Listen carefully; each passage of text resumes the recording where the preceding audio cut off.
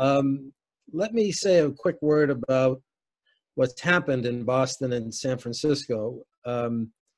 Boston had a particularly difficult April, and really April to mid-May. Most of the Commonwealth of Massachusetts, but especially the eastern part of the state, was hard hit by COVID-19. We were at one point in the top 3 states in the nation in terms of exposure and mortality. That's since passed. But we were locked down, things came to a grinding halt, and we're just in the process of beginning to do a sort of what's called a second phase reopening. San Francisco never had the same degree of a problem as we did. They locked down a lot earlier than Boston, and for a variety of reasons, not least of which I think is that the weather in San Francisco allowed a little bit more outdoor interaction. There was, and the demographics are different. It was never as hard hit as Boston. So let's see. I want to say one word also for those of you who don't know. I think this is important just to keep in mind, particularly in the United States. It really matters how a transit system's governance structure works, because that determines what powers the system has over certain things. So in Boston, the MBTA transit system, Massachusetts Bay Transit Authority, is a state-governed agency. So it's controlled by the governor. It's not controlled in any way by the city of Boston. Just the opposite. San Francisco's muni is municipally governed, and it's controlled by the city. That makes a difference when a transit agency is thinking about interventions that particularly relate to bus transit, is obviously the case, because it's the city, not the state, that controls that infrastructure. So I just want to point that out at the beginning. Across the board, in both cities, COVID-19's impacts were significant. Ridership plummeted quickly and precipitously. Bus transit became the mode of choice. It was, we've seen the importance across the board of the resilience and the durability and the adaptability of bus transit, even during the pandemic. San Francisco, in the immediate aftermath of COVID, ended all of its subway and light rail trains at the end of March. Everything got moved to bus. And if you think about the statistic I have here, trains carried less than 25% of commuting ridership, so moving everything to bus wasn't as much of a hardship as it may sound. The T maintained all systems, but on really heavily reduced service. So I want to frame the discussion today by loosely observing both what I call policy impacts and opportunities and technology impacts.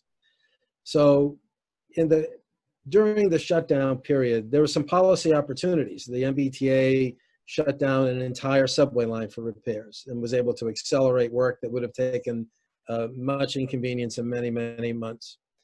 Muni itself accelerated its maintenance projects, and Muni began to really think about altering its service delivery model, which we'll talk about. There have been technology challenges. Boston and San Francisco, many others, have moved to rear door boarding on trolleys and buses, and or free fares. Sometimes rear door boarding virtually means free fares. But the farebox data, which is normally a rich composite of data, is not available. And so people who have automatic passenger counters on buses are relying on that. They're not as reliable as farebox data. But both of those systems have been largely relying on pre-COVID data and current APC data to assess things like ridership volume. So we can't ignore that there are some real data limitations right now as a result of the changing ways in which people are boarding buses and the way we're thinking about fares that we just have to manage through. There are 3 focus areas that both agencies are dealing with, and I'm sure this is true globally. Personal protection, reducing crowding by trip time reduction, and being clean at the stations and equipment. So Boston's MBTA, on a policy perspective, here's what's going on. They've leveraged commuter rail, which is our way of saying intercity rail, to provide alternative services and provide better social distancing. So they've lowered the fares on intercity rail within the intercore system of Boston from the North Shore and the South Shore, and they've added service. So they've been redeploying and rethinking about how intercity rail fits in to a supplemental service for the subway or even the bus that allows people to spread out more. Now, obviously, the destinations are different. It's a little tricky. They're not the same routes, but a lot of people can sort that out, particularly if they're able to mode shift to walking or cycling at the end of the journey.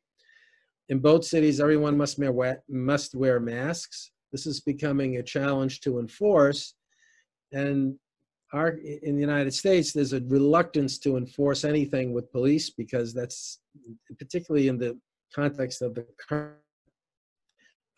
issues around Black Lives Matter and racial inequality, having any type of police enforcement, even for something like mask wearing, becomes problematic. What we find is that the agencies are facilitating mask use by offering free masks for people. And the T just started to do this at high demand stations. I mentioned rear door boarding as an approach, mostly to keep the rider and the bus driver or trolley driver distant. And there's been increased service levels. On the technology side, the T has introduced a real-time bus crowding tool on high demand routes. So you can go online or on an app, and it will tell you in real time whether that bus is determined to be crowded. The arrangement is it's crowded, somewhat crowded, or not crowded at all. So that kind of information is really helpful to people. We can talk about this a little bit later. There's a lot of improved messaging going on, which I think is really useful. Things like hand sanitizers in stations are now becoming commonplace. So you see the T has installed these and marketed the program as Ride Safer. So it's very crisp, very clean, very easy to understand. The signage throughout the system is new, very clean, very crisp, very hard to escape. And this is ubiquitous throughout the system. In terms of crowding, the MBTA has put a peak vehicle load standard out.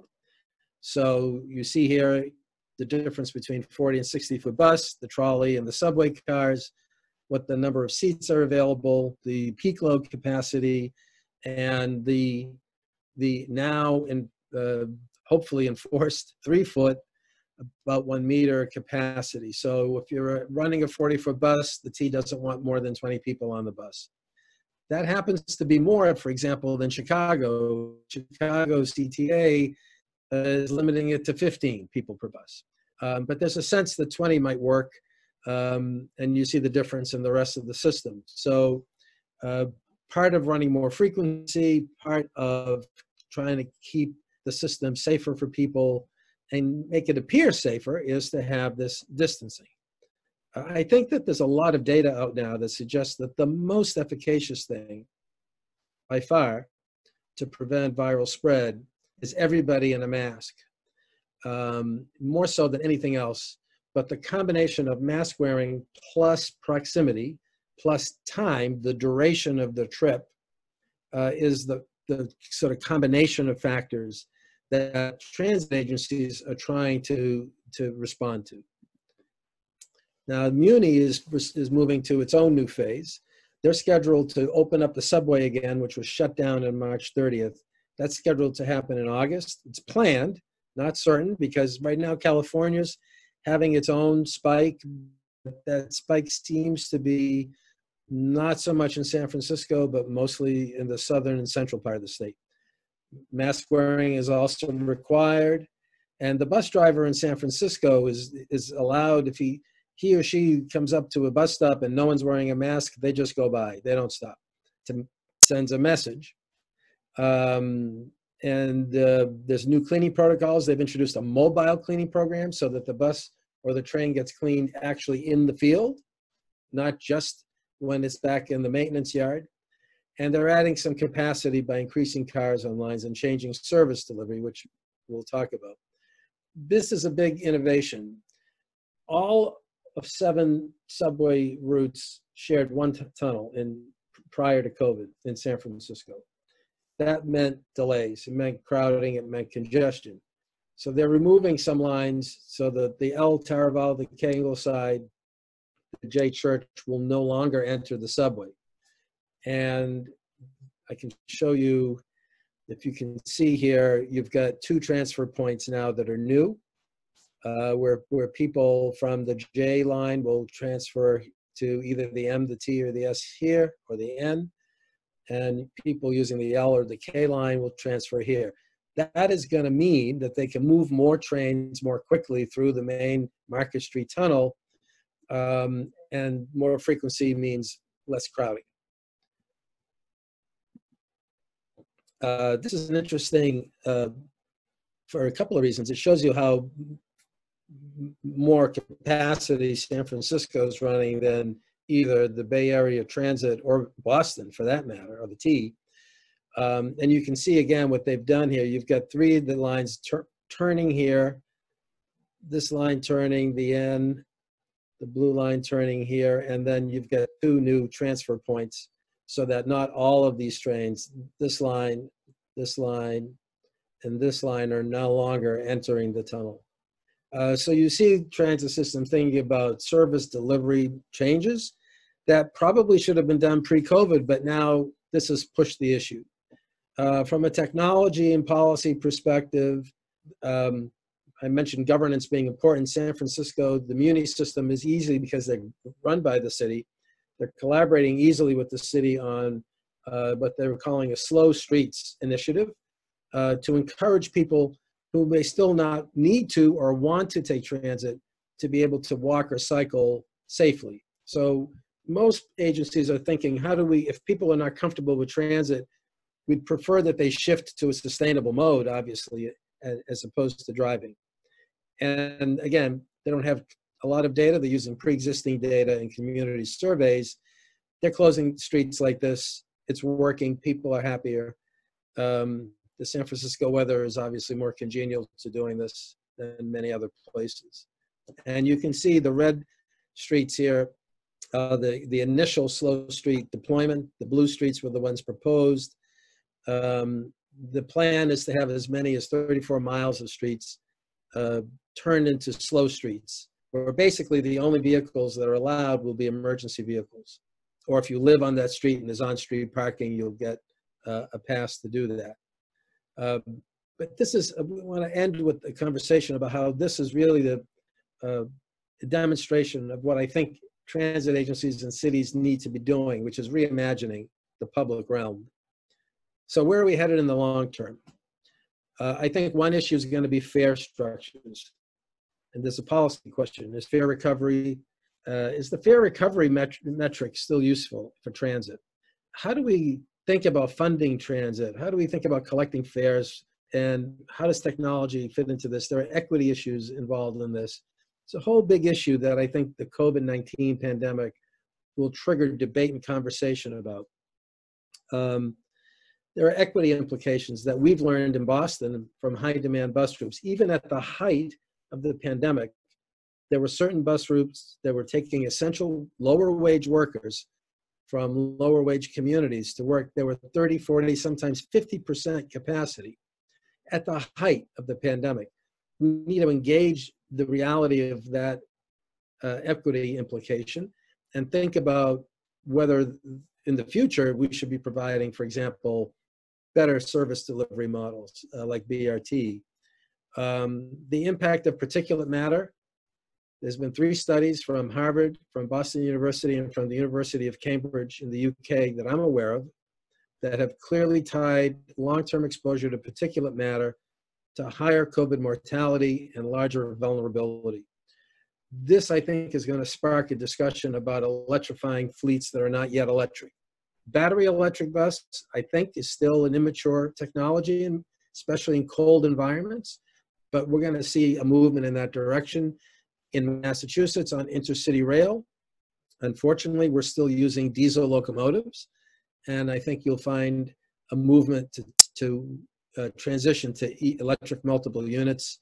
That will take some time, but the governing board of the T has already initiated a phase one approach to that transition.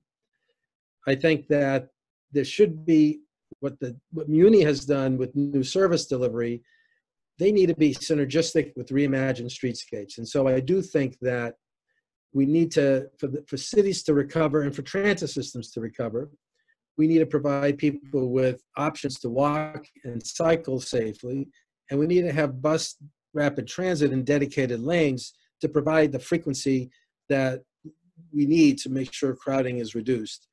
BRT combined with traffic signal priority and mobility hubs that give people ample space to wait for the bus, I think will become increasingly attractive to many cities in their attempt to have small business recover and neighborhoods recover. And that conversation is already happening in Boston and clearly in San Francisco. And I think there will be a larger, by definition, then there'll be a larger municipal role.